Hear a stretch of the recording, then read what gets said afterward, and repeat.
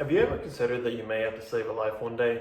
That if you did nothing, someone you care deeply for may fall asleep and never wake up? I didn't until one day in 2015, I found myself in just that situation. A dear friend of mine said he was tired and he was going to take a nap. He had seemed rather out of it that day, but I didn't think much of it at the time.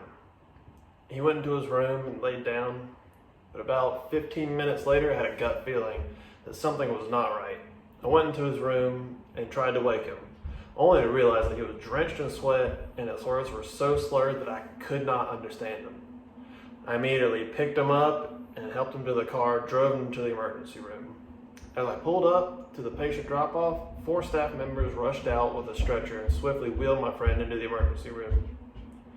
I answered what questions I could and waited. I was informed that my friend had since gone into shock and fallen into a coma. The next 4 days were long and worrisome, but I eventually received a call from his mom, and she told me that he was going to be okay, but that he had developed type 2 diabetes. Later, his doctor informed him that he developed the metabolic disease from the overconsumption of refined carbohydrates like sugars, highly processed grains such as white flour, and alcohol. There are many deadly health conditions in this world, but the damage done by some of the worst can be softened through the proper information and food practices. My name is Connor, and today I'm going to talk about refined carbohydrates, how they cause damage, and the information you need to know to make better decisions about what you eat. Refined carbohydrates, or bad carbs, are everywhere. They are found most often in mass-produced foods wrapped in neat little packages ready to be conveniently picked off the shelf and eaten or drank. They come in forms of sugars and highly processed grains that are usually found in things like pastries and white bread, among other things. The problem with refined carbs is that they digest very quickly, leading into spikes in blood glucose levels. These swings in glucose levels can create an insulin resistance and can potentially lead to the development of diabetes, and those who have diabetes are at a much higher rate for developing the #1 killer in this country, heart disease. While refined carbs affect bodies in the metabolic and cardiovascular systems, there is links between their consumption and hyperactivity mood disorders like depression and anxiety, and has even been linked to suicide in teens.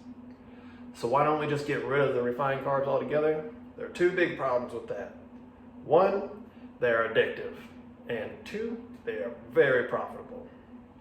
Much like an addict forms a psychological dependence on hard drugs, we as consumers become addicted to the rush of energy that comes from fast digestion of carbs, leaving us to keep fueling the rush with one more bad carb after another to avoid the inevitable crash that comes afterwards. Though the situation may seem hopeless, there's a way to fix the broken ways we have done things.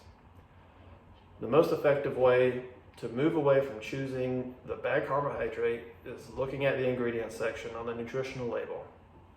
If there is any sign of preservatives and anything you cannot pronounce, or if added sugar is listed, stay away from it and move on to the next item. In time, you'll be able to find healthier options that you can substitute for your previous diet. Try to get items with few ingredients as possible, and only one ingredient being the best option. While eating healthy may seem more expensive, according to a Harvard meta-analysis, eating healthy only costs about $1.50 more per day. And to put that in perspective, according to CDC data, the annual average cost for someone with a heart disease is just under $19,000, and someone with diabetes can expect to pay nearly $17,000.